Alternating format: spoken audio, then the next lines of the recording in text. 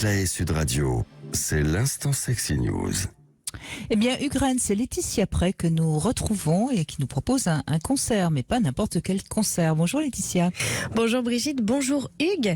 Alors oui, c'est assez fou Brigitte, parce que quand je reçois les thèmes de votre émission, ça colle souvent tempo avec mes expériences de vie. Et là, il faut que je vous raconte ce que j'ai vécu mardi dernier. En début d'année, j'ai surpris mon fils de 9 ans commandé à son Google Music. Ok Google, mets-moi la musique d'Orelsan.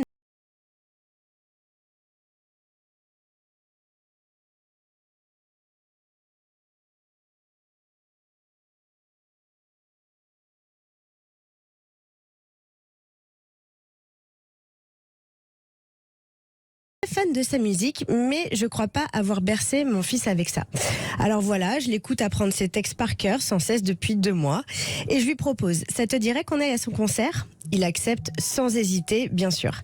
Mais moi ensuite, j'appréhende un peu d'emmener mon fils à Bercy à un concert de rap. Eh bien, je ne pense pas m'être autant régalée que de le suivre se coller à la barrière tout devant pour ne pas perdre une miette du concert, de chanter quasiment tous les textes à tue-tête et aussi de voir ses yeux briller quand Orelsan est venu lui checker la main.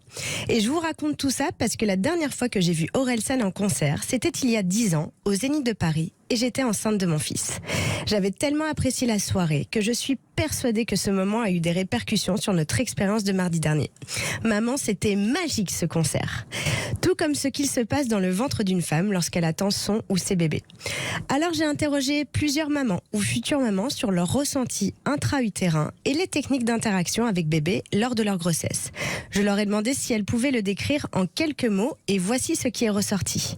Douceur, tonicité, sensation aliénesque, des bulles qui éclatent, tiraillement, joie, poids, eau, bonheur et fusion. Pour celle d'entre elles qui a un rapport très très fort avec la musique, voici celle qu'elle a choisie pour sonoriser le plus ses sensations.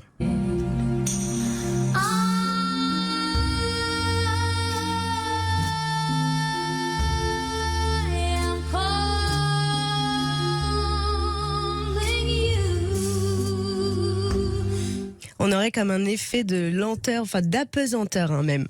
Bon, la musique et ses bienfaits qu'on ne liste plus a de fortes répercussions sur bébé.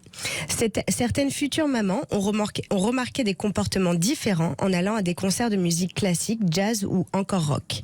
D'autres avaient davantage envie d'écouter des musiques douces comme du piano ou de la flûte de Pan. Moi personnellement, je me souviens avoir poncé la bande originale du Fabuleux Destin d'Amélie Poulain. Peut-être que mon fils sera un romantique parisien dans quelques années. Bon, pour beaucoup d'entre elles, elles ont pratiqué l'aptonomie. C'est cette technique qui consiste à adresser des caresses ou des massages au bébé sur le ventre de la future maman. Pas mal d'exercices incluent le ou la conjointe, ce qui permet de dresser un lien hors utérin. Une des futures mamans me raconte que bébé suit la main de papa et que c'est trop chou. Une d'entre elles remarque que les caresses ou la voix de papa avaient tendance à calmer ses coups et que du coup ça lui labourait moins la vessie. Cette technique est avant tout intuitive. Beaucoup d'entre elles me parlent qu'elles touchent, caressent ou tapotent leur ventre régulièrement et tout naturellement. Bébé y répond ou pas, ça dépend.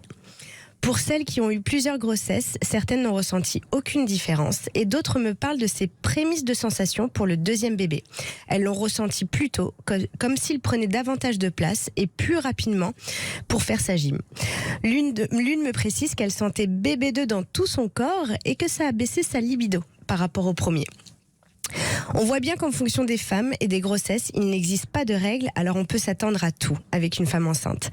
Comme celle qui m'a dit que cette musique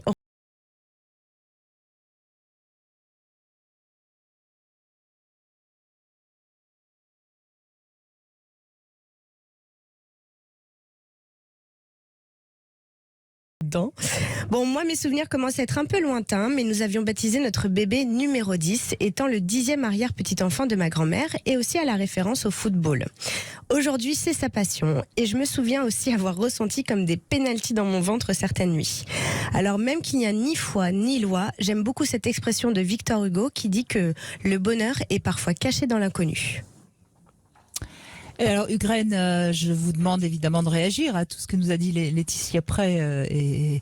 Enfin, la pneumonie, on en a déjà parlé, j'en ai parlé dans l'introduction. C'est vrai que c'est de plus en plus utilisé, et très bien d'ailleurs.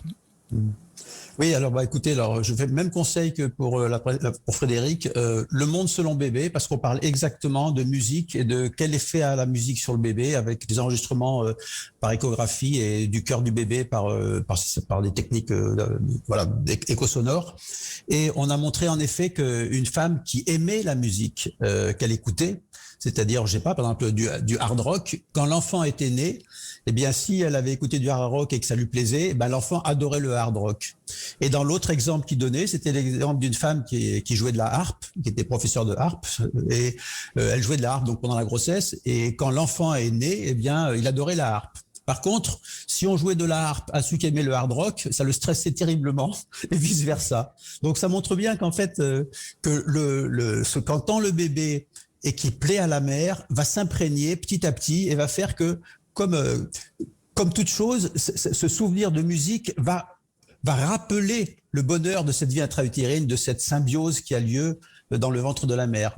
Et on a remarqué en effet que chaque son nouveau dans le ventre de la mère, chaque son qui vient nouveau, crée un tout petit stress chez le bébé. Et ensuite, selon la façon dont la mère est, eh bien ça s'apaise et ensuite il s'y fait et ensuite il aime. Mais il lui faut un peu découvrir d'abord. Cela étant dit, on sait à quel point la musique crée des vibrations, donc je trouve que ça n'a rien d'étonnant que le bébé dans le ventre de sa mère sente ces vibrations.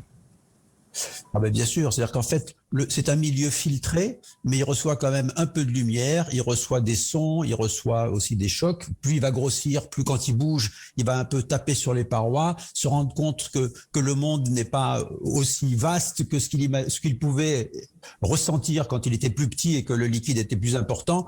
Donc petit à petit, il y a une découverte un peu graduelle d'un monde extérieur, certes rustique, mais d'un monde extérieur, et surtout ce monde extérieur qui est juste autour de lui, c'est sa maman et c'est la personne qu'il aime, qu'il a construit pendant 9 mois. Donc c'est la chose la plus chaude, la plus chaleureuse, la plus rassurante qui puisse exister.